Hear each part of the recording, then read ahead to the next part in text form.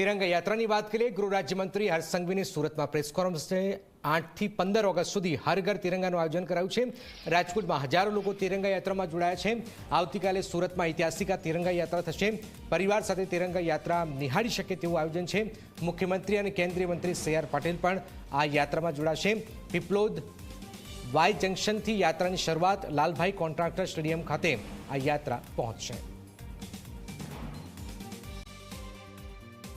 કાલે જ્યારે સુરતમાં એક ઐતિહાસિક તિરંગા યાત્રાની તૈયારીઓ આજે ચાલી રહી છે।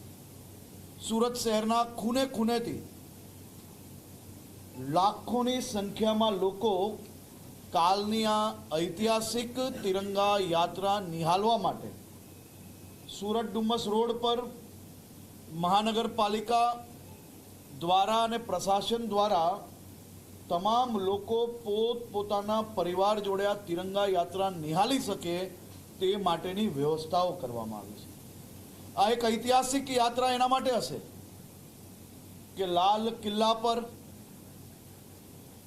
કે દિલ્હીના 15મી ઓગસ્ટના કાર્યક્રમના જે પરેડો આપણે જોતા હોઈએ છીએ એ પ્રકારે પહેલી વાર આપણા શહેરની અંદર BSF, CRPF, rapid action force, Gujarat police આ બધાના અલગ અલગ બેન્ડો અને બેન્ડ જોડે આપણા દેશની સરહદની અને આપણા દેશની સુરક્ષા કરતા જવાનો આ 2 કિલોમીટર લાંબી પરેડ બી કરશે।